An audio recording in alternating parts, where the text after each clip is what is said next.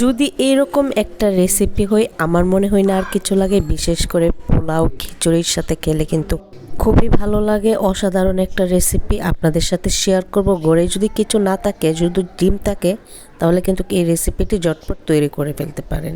একদম সহজ, চলুন দেখে আসি কীভাবে করেছি। প্রথমে তো ডিমগুলো আমি ভালো করে সিদ্ধ করে নিয়েছি, তারপর প্যানে তেল দিয়ে দিচ্ছি।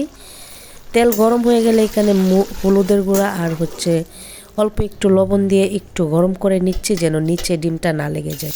এখন কিছুক্ষণ সময় নিয়ে ভেজে নিতে হবে, আর ভাজাটা কিন্তু একদম লাল লাল যখন কালার চলে আসবে তখন তুলে নিতে হবে। ভাজা হয়ে গেলে এখন তুলে নিচ্ছি। একই প্যানে আমি পেঁয়াজ কুচি দিয়ে দিচ্ছি। পেঁয়াজটা দেওয়ার পর মনে হচ্ছে আমার তেলটা একটু কম হয়েছে, তো আমি এই পর্যায়ে আরেকটু তেল দিয়ে দিচ্ছি। দিয়ে এখানে আমি অ্যাড করে দিচ্ছি একটা তেজপাতা মাছ থেকে ছিঁড়ে, দিয়ে এখন ভেজে নিব। সময় নিয়ে ভেজে নেবেন। কিছুটা ভাজা হয়ে গেলে এখানে আমি অ্যাড করে দিচ্ছি গরম মশলা গুঁড়া। প্রথমে গরম মশলা দিয়ে অ্যাড করে দিব পরিমাণ মতো লবণ। আমি যেহেতু আগে লবণ দিয়েছি সেই জন্য পরিমাণ মতো দিয়ে দিচ্ছি এখানে হলুদের গুঁড়া, ধনিয়া গুঁড়া আর অল্প একটু মরিচের গুঁড়া দিয়ে এখন মশলাটাকে কষিয়ে নেব কিছুক্ষণ কষানোর পর কিন্তু আবার এটার মধ্যে পানি দিয়ে আরও কিছুটা কষিয়ে নিতে হবে।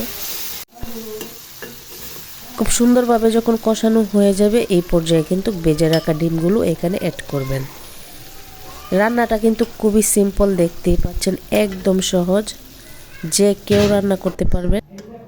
তো এখানে আমি পরিমাণ মতো পানি দিয়ে দিচ্ছি। এখন পানিটা যখন একদম শুকিয়ে আসবে এই পর্যায়ে আমি নামিয়ে নিব।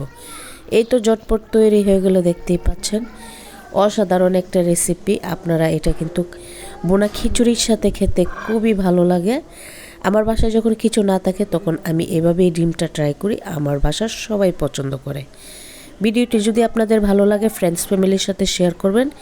ভিডিওটি যারা ফেসবুক পেজ থেকে দেখছেন প্লিজ ফলো করে দিবেন, আর যারা ইউটিউব থেকে দেখছেন পেজটি সাবস্ক্রাইব করে দিবেন।